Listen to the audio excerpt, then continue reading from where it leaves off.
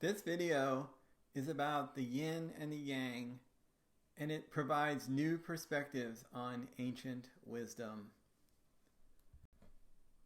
So this is the symbol of the yin and the yang that we commonly see if you study,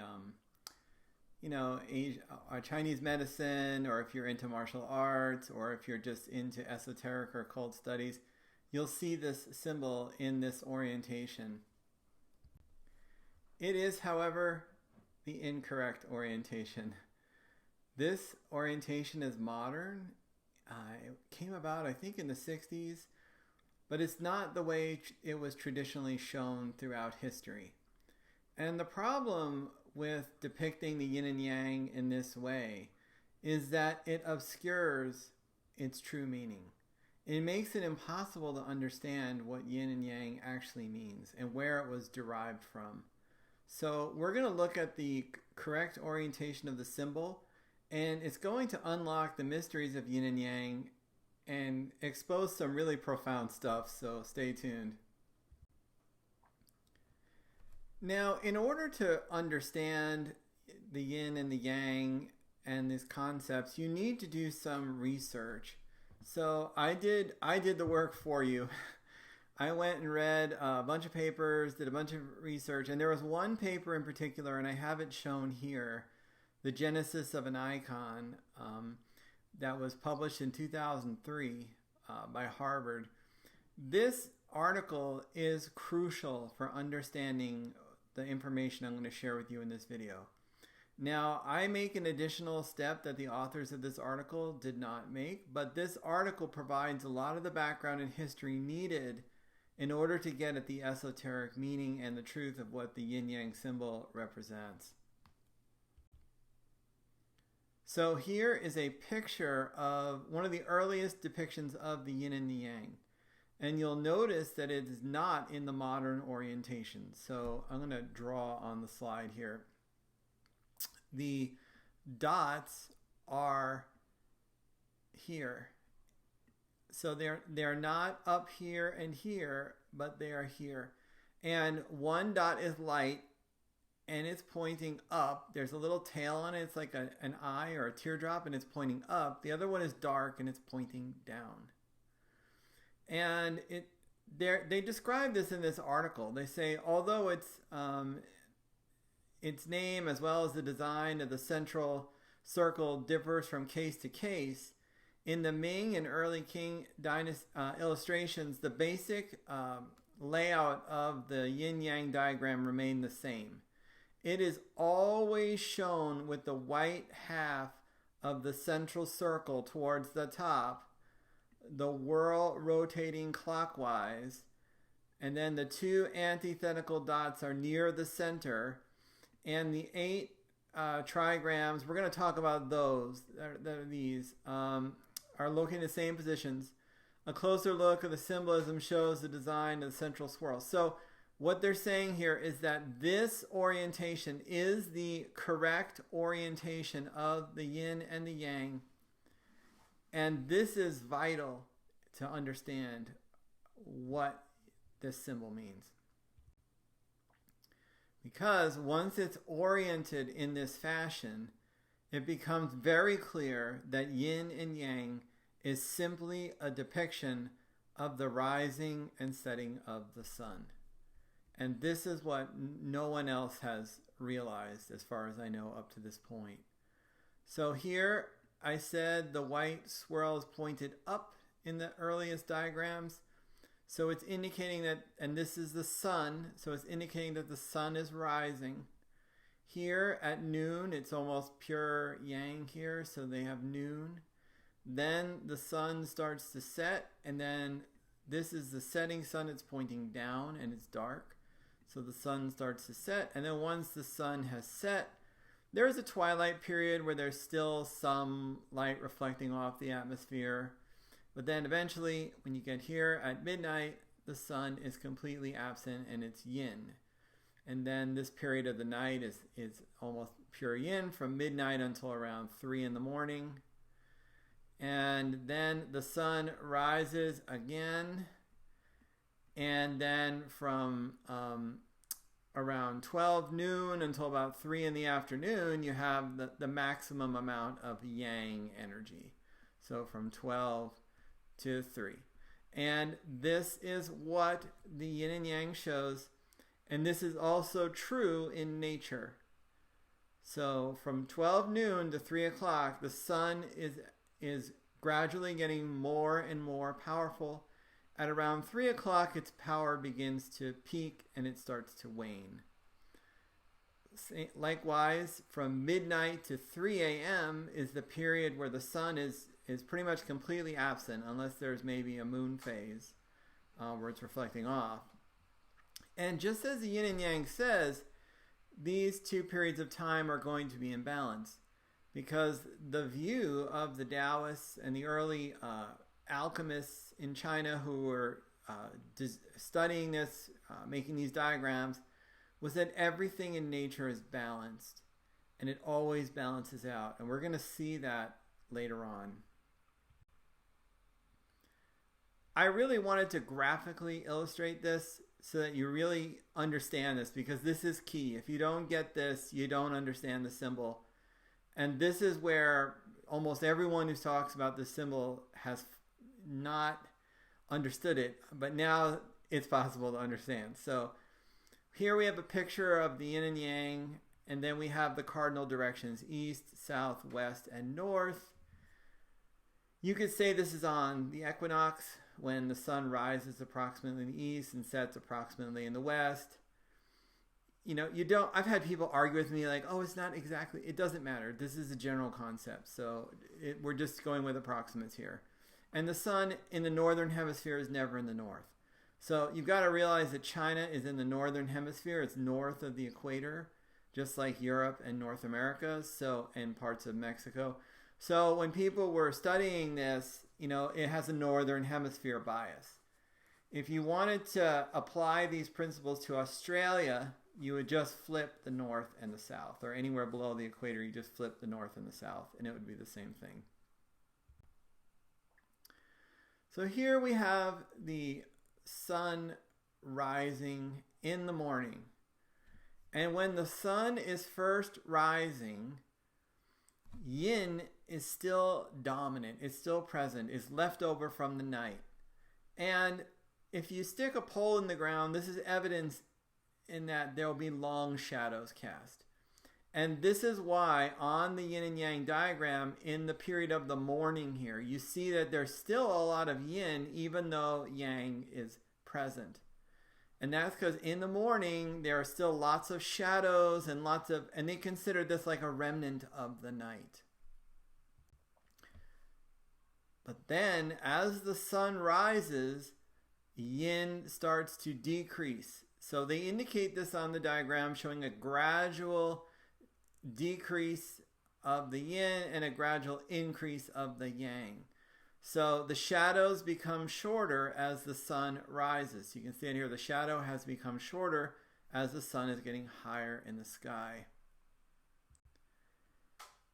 At 12 noon, the shadow is almost gone. The shadow is very short. So that's why here at 12 noon, they have yang being the dominant force. It's gaining dominance. Here is where it will be at its maximum at 3 o'clock, but it starts at 12 and goes till about 3. You have this really intense yang energy, and the yin is really in the background at this point. Then the sun starts to set, and the yin starts to come back in the form of the shadows getting longer, and the sun is becoming weaker. And so this is indicated by this region here, where the sun is starting to set. This is the horizon line, so the sun is starting to set. Then as the sun gets really far down, the shadows become very long. Yin really starts to gain prominence. And then in the night, yin is now the dominant force. Yang is, for the most part, absent.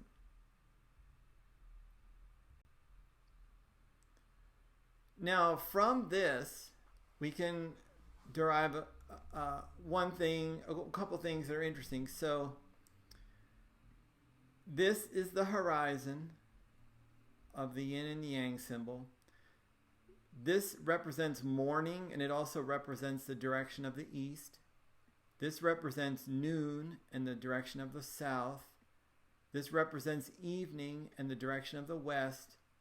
This represents midnight and the direction of the north.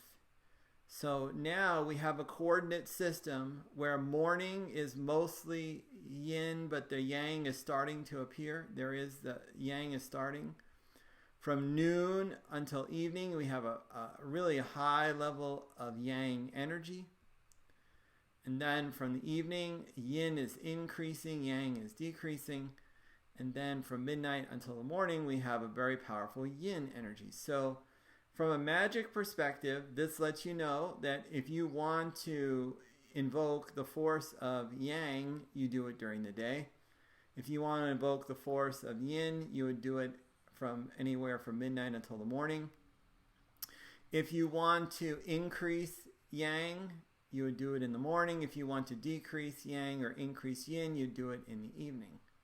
So this gives you a very useful coordinate system for your magical practice, or for your healing practice, or for Feng Shui, or any other system that uses yin and yang. Also, you know that the directions. So in the Native American traditions, you call on the directions. Well, in magic, you can use correspondences. You can call on the correspondence of the morning, for example, if you want to increase yang. If you want to just blast something with a maximum amount of yang, you do it, using the south and somewhere in the southwest. In the morning, if you want to have an increase in yang, you would do it in the southeast. If you want to decrease yang and increase yin, you could do it in the northwest. If you really want to blast it with yin energy, you can face or you can invoke the direction of the northeast. So not only do we have a time system, like a magical set of hours, but we also have a magical set of directions that are correlated to the forces of yin and yang. And you can use these to promote healing. You could have a person face in a certain direction to either increase or decrease their yin or their yang. You can invoke the force of the direction, and that will cause magical effects. You can do a healing session at a certain time of the day, or you can do a practice at a certain time of the day, like a martial arts practice, and that can increase your yang or your yin. So very, very important information for anyone doing magic, traditional Chinese medicine, Feng Shui, or any other system that involves the forces of yin and yang. Now, earlier we mentioned the trigrams, and this is the Fu Xi earlier heaven trigram, and this trigram is extremely important. I'm going to just briefly lay it out. So, trigrams are code, and they use lines, and a solid, like an intact line that goes all the way across represents yang, and a broken line represents yin. So this diagram, the ancient Chinese philosophers correlated this diagram with the cardinal directions. They said that the south represents the summer, and they have 3 solid lines. This means maximum amount of yang. And the north correlated with the winter, minimal amount of yang. And then the east and the west are intermediate. And you'll notice that all of these balance each other out. So these are 3 solid lines here for summer, 3 broken lines for winter. Here for the spring, we have 2 solid and 1 broken. So this means that yang is increasing. Here we have 2 broken and 1 solid, so yin is increasing. But they balance each other out. And that's because they were obsessed with this concept of balance. They felt that everything had to be in a state of balance for it to happen in nature, because yin and yang were the 2 forces that were creating the world. Now, these trigrams are always shown in the ancient diagrams of the earlier heaven, Bakwa, or symbol of trigrams. So, and notice that yin and yang is in the correct orientation here, and then they have the system that I just showed you, the earlier heaven system. I don't know if I said later heaven before. If I did, sorry. The earlier heaven system, where they have shown here. Now, this is where it really starts to get interesting. So we saw that the ancients correlated this with the cardinal directions and the seasons of the year. So they correlated yin and yang, and they also correlated the trigrams. But having the insight that it also represents times of the day, we now know that the times of the day are correlated with the cardinal directions and the seasons of the year. So the east correlates to the spring, and it correlates to sunrise. The south correlates to summer, and it correlates to 12 noon. The west correlates to the fall, and it also correlates to the setting of the sun. The north correlates to winter, and it also correlates to midnight. So now we're starting to build a system of magical correspondences. And magical correspondences are ways that people who do magic, including healing magic, martial arts, anything that changes reality in a paranormal way is magic. And so you can utilize these correspondences to gain power, to make things more likely to occur because they are in alignment with nature. That is the important thing. These are forces that are in alignment with nature.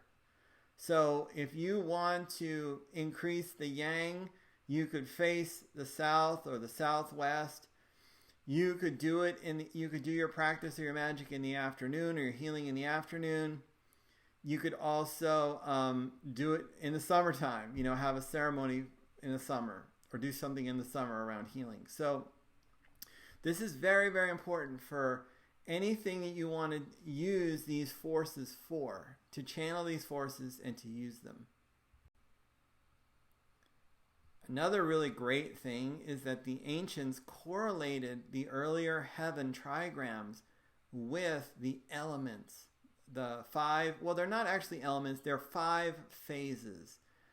And they call them elements, but a term phase is much better, because these are actually forces in nature.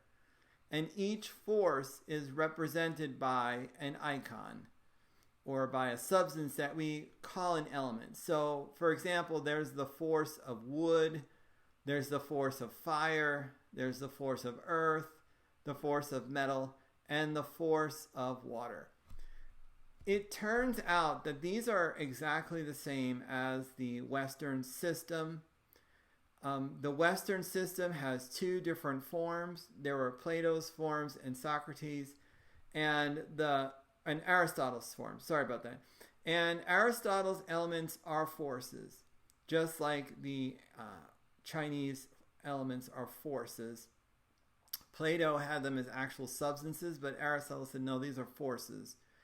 And that's exactly the same as the Chinese. And they just use some different terms. So the Europeans use air instead of wood. So why do they choose wood? Because wood, like bamboo, grows rapidly towards the sky, and it also moves in the wind. And that's like air or smoke. So it rises from the fire and it can be moved by the wind. So it's the same exact thing. Metal is the same thing as the European earth. They just use metal as a substance, but the Europeans use earth. The reason why is that the Chinese system put earth in the center, because that's where everything was happening. So earth is in the center. But the Europeans weren't so concerned about that. They were looking more towards the sky. So their 5th element was the ether. They were looking more towards up, and the Chinese were looking down. But otherwise, these systems are exactly the same, and they're interchangeable. So this is really cool, because now we also know, not only do we know the direction of the force of yin or yang, the time of day, the time of year, but we also know what element they correspond to. So now we have even more correspondences to do magic. And this is very powerful. And I want to just focus on something here. A lot of modern people are confused because the elements are often shown in the form of a pentagram, which is technically incorrect.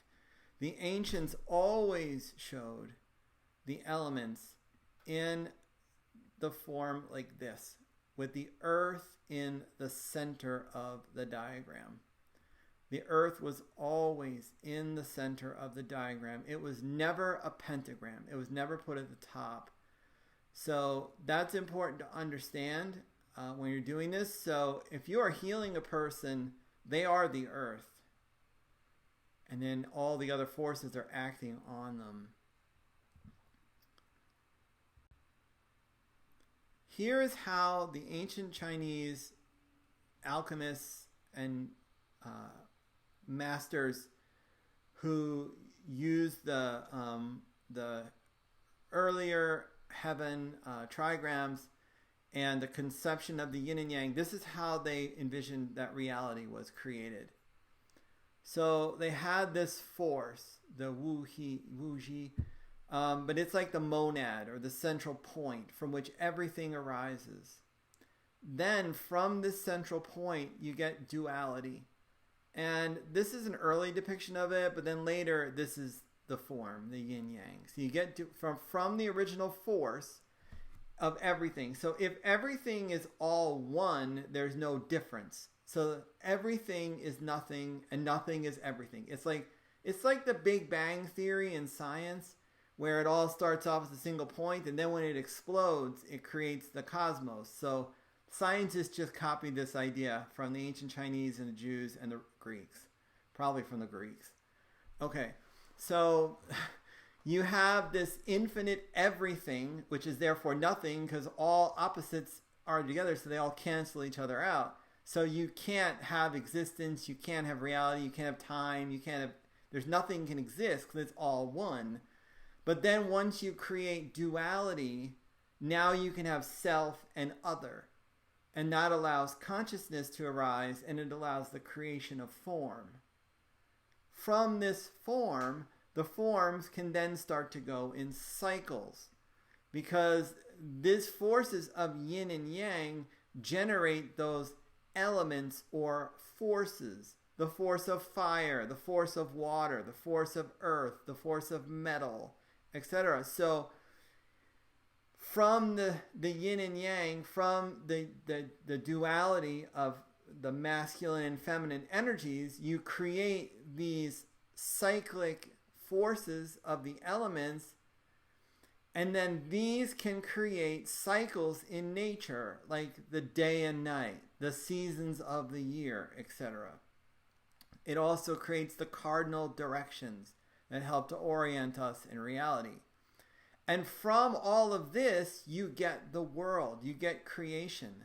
This is how the world is created. The sun rises and it sets. The moon goes through its phases. The seasons go through the year. People are born, they die. So all these cycles are created from the original force, the monad, the Wu Ji. And then once it becomes dual, the duality of yin and yang starts generating those elemental forces. Those elemental forces work to create day and night, seasons of the year, etc. And then this generates everything in nature. And this is how the world is formed according to the ancient Chinese masters and alchemists. Okay, here's an example of this. So here are the seasons of the year. And it's a cycle, and it's in balance. So winter balances summer. Growth of spring is balanced by the decline of fall. It's all in balance. It's all a cycle. Human life, same thing. You have growth from conception.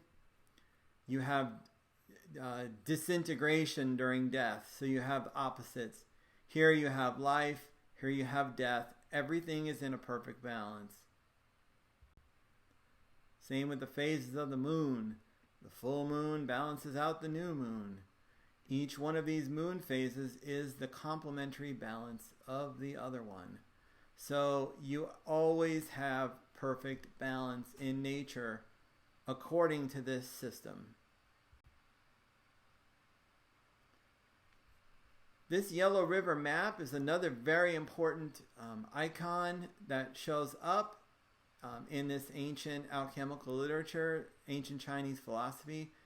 And it is a pictorial depiction of yin and yang using dots.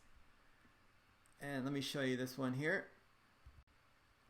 So here we go. We have the yin and yang superimposed on the Yellow River map.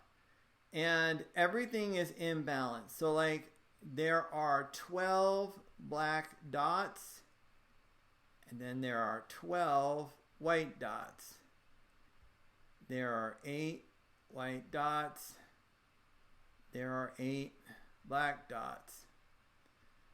There are 5 black dots and 5 in the center, and then there are 5 black dots and 5 in the center. So everything is in balance.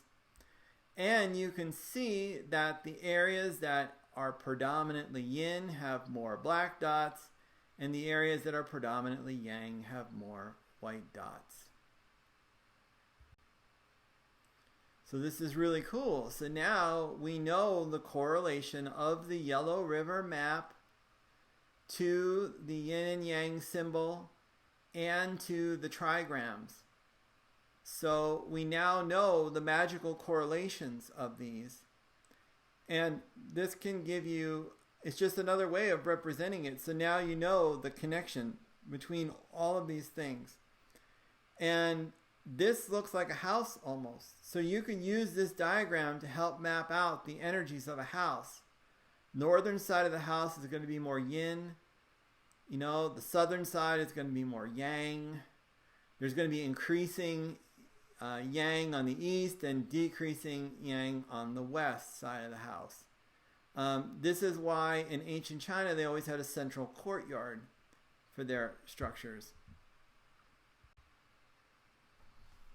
Okay, let's talk about some of the implications of this. Some of them I've mentioned already, but we're going to go in a little more detail here.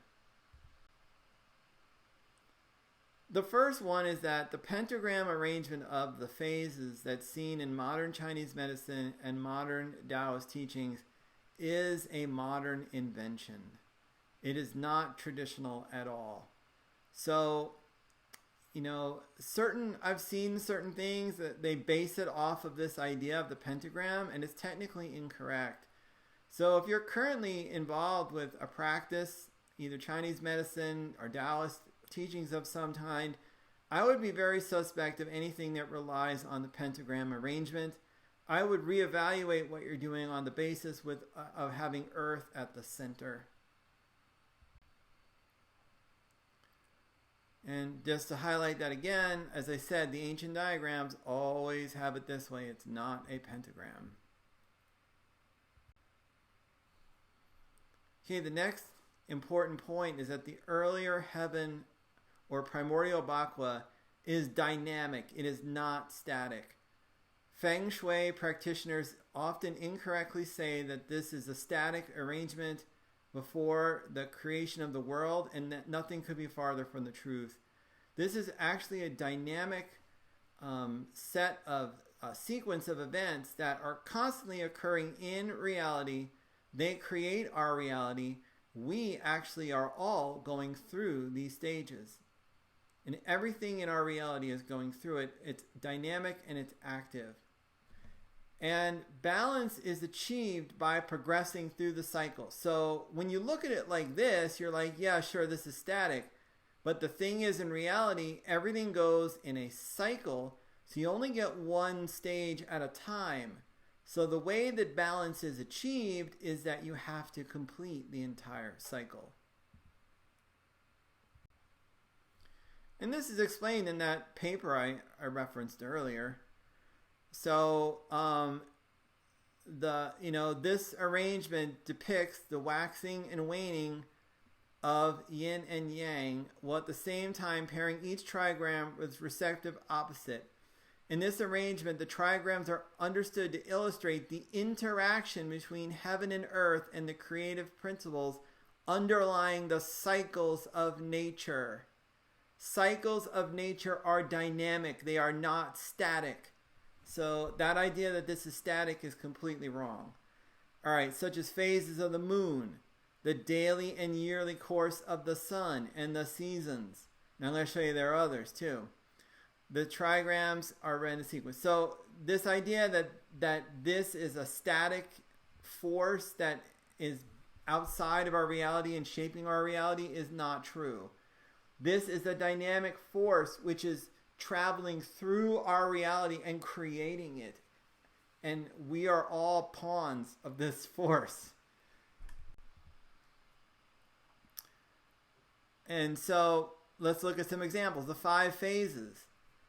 We know that these are not static. Yes, they all exist. You know, you can find a piece of wood on the ground, you can find a piece of metal, but the force, the spring, the force of wood is really active. But then as the summer progresses, it transitions into fire. The fire then, so then you have earth. And so all these things are going around in a cycle. The fire will become the metal, and the metal will become the water, and then the water will become the wood. And it's all happening on the earth. So, these are cyclic forces. It's not static. Same thing with the trees. So in the spring, the tree grows flowers and leaves. These mature and become fully formed leaves and eventually fruit in the summer. Then all of that dies off in the fall. And then in the winter, the tree is in a state of dormancy where everything that was alive in the spring and summer is now gone. And then it regenerates itself. So it's a dynamic cycle that plays out over time, and balance is achieved over time. It is not achieved at once. Same thing with the lunar cycle. Balance is achieved over time. So the full moon gradually transitions to the new moon, and then the new moon gradually transitions back to the full moon. It's a series of stages. It's a cycle, and it creates the lunar month and the lunar year. So this is a cyclic, dynamic force that is affecting everything on the earth, from human behavior to the tides. So it has a profound influence. Same thing with the human life. We start off as an egg and sperm. We develop into a baby. The baby is born. That baby then grows up and lives its life. And then it goes through a period of dying or falling apart. And then there's an afterlife period here after death. So the balance is achieved over time. Death balances life. Growth of conception and pregnancy is balanced by the process of senescence and decay and dying. So there's always going to be balance over time with this system. Now there is another set of trigrams, the King Wen or Later Heaven series. We're going to look at that briefly. Now, this is very bizarre because the Later Heaven sequence was actually created at an earlier time, historically, than the early heaven sequence, which we've been studying. This was the classical, traditional arrangement. And while it shows balance, like, for example, here, we have 2 solid and 1 broken, and 2 broken and 1 solid. While it does show balance, this arrangement does not make sense in terms of nature. And especially in terms of yin and yang, when you compare it to the yin and yang, which is at the center of all this. Because remember, if we go back to that diagram I showed you, from the infinite source, yin and yang creates the Bakwa. It creates the trigram sequences, or the cycles in nature. And then from that, reality is created. So the King Wen sequence makes no sense from a naturalistic standpoint. For example, here at the maximum amount of yang, they show it being all yin. That makes absolutely no sense. Here they show the maximum amount of yang, but that's not the case here. There's a lot of yin present. So this, for whatever it's worth, because a lot of systems of divination and feng shui and all this stuff are based on this. It is not based on nature, and therefore it lacks the power of magical correspondence. This is a contrived human system. Now, it may have a correspondence that I don't understand or I don't see, but from a nature standpoint, from the forces of nature that shape and create reality that you as a healer, magician, martial artist, etc., can tap into and use, this diagram makes absolutely no sense.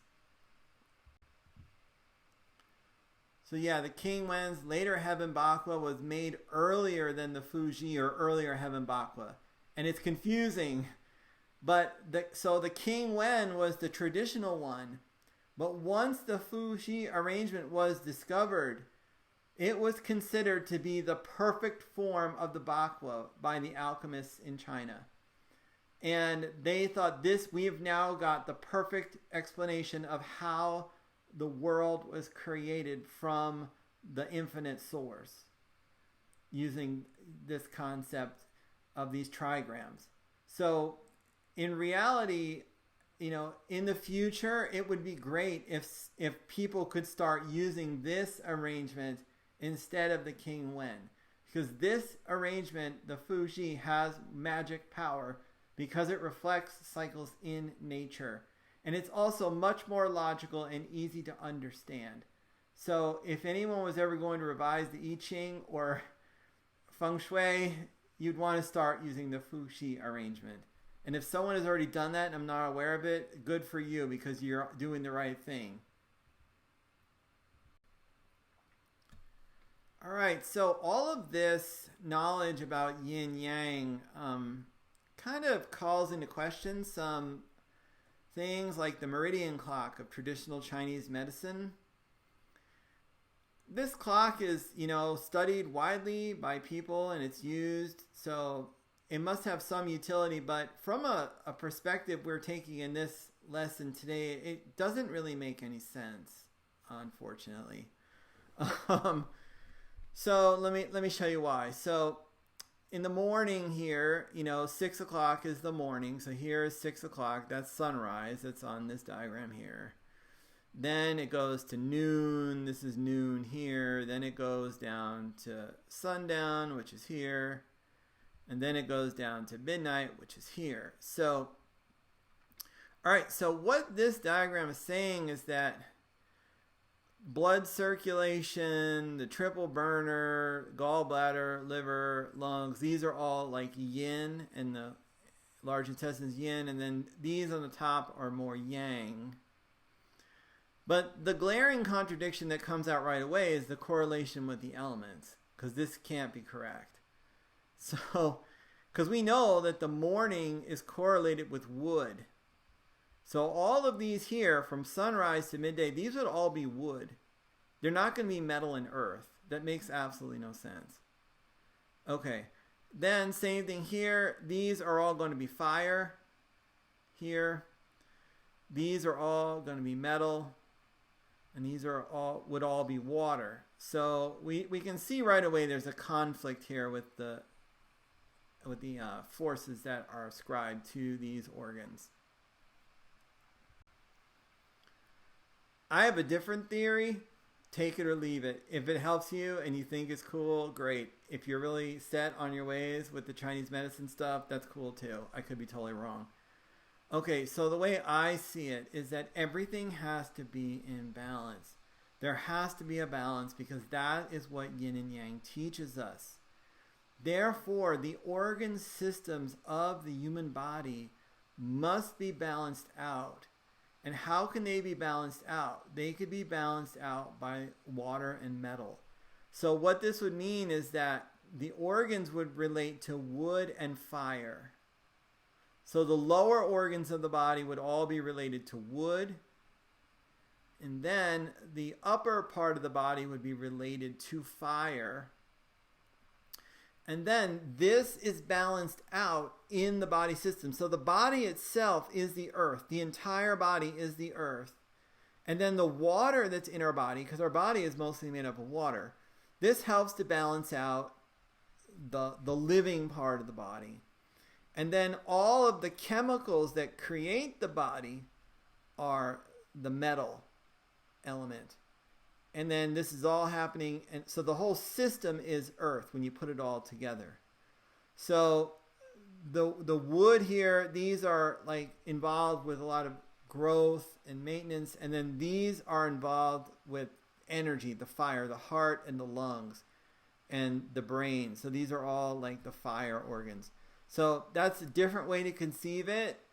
There has to be balance. So, that's just another way to view it. And I'm really hoping that someone who studies Chinese medicine can look at this and maybe come up with a way that makes sense in practice. Because what we also know from my book, The Esoteric Sun, is that the chakra system correlates to light because it's the light body, right? So red is at the bottom, violet is at the top. So the human body itself, the chakra system correlates to the daytime.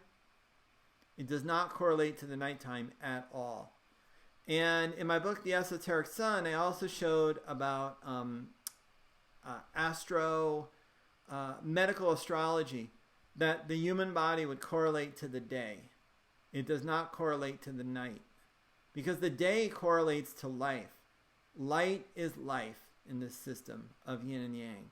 The day is when light is present, and it's also the spring and the summer when life is at its strongest.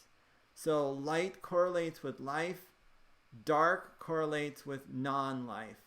So that's why the organs which are alive have to correlate to the light, and the non-living parts of the body, like the chemicals that make up the body and the water in the body, that has to correlate to the dark in order for there to be a yin and yang balance. So, I don't know enough about Chinese medicine to make a revised system, but maybe one of you who does can apply this and find practical use in it and come up with a revolutionary new theory. Who knows? Or maybe I'm totally wrong. All right, something really awesome that's a really cool extension of all this is that these trigrams, which are clearly derived from the passage of the sun in the day and the night, it was the inspiration for binary code. So this guy Leibniz, he studied this ancient Chinese philosophy, and from this he created binary code. And binary code was the basis of modern physics, math, engineering, and it eventually led to computer science and computers. So it's the ultimate form of alchemy. In the Emerald Tablet, they talked about the operation of the sun being the basis of the Philosopher's Stone. It's how the world was created and also how the alchemist can gain magic power. Well, guess what the earlier heaven trigram represents, the Fuji trigram? Well, it represents the cycle of the sun from the Emerald Tablet. The whole world was created from this cycle. So computer science that relies on binary coding, and any kind of mechanical system that relies on binary coding, is using one of the most powerful forces in alchemy, channeling it to create something that is fantastic. And I think that's why computer science has been so successful, is that it's a modern day form of alchemy because it's based directly on the sun. So hopefully someone from Google is watching this video and you can take this idea further, because I am not an expert on binary code. But it's really cool, and it's a really suggestive possibility here that I think is fascinating. Well, if you like this information, please hit the like button and subscribe. If you made it to the end of this video, awesome. You are a real truth seeker, a real wisdom seeker, and I'd love to hear your questions, comments below. And this information, almost all of it, is in my book called The Esoteric Sun, Unlocking the Secrets of Alchemy, Magic, and Sacred Symbols. You can find this book on Amazon.com. It's very inexpensive and is loaded with amazing information like this that will help you understand the world better, understand religion, science, esoteric mysteries, that otherwise people don't understand and are confused about, and they just make up like BS stories that aren't true at all. So if you're a truth seeker and want to really understand things, you may not agree with me on everything and there could be mistakes in there, but there's a lot of stuff in this book that I wrote that's going to blow your mind. And it's going to give you a totally new perspective on reality. So thank you for watching this video. I hope you have a wonderful day. Bye.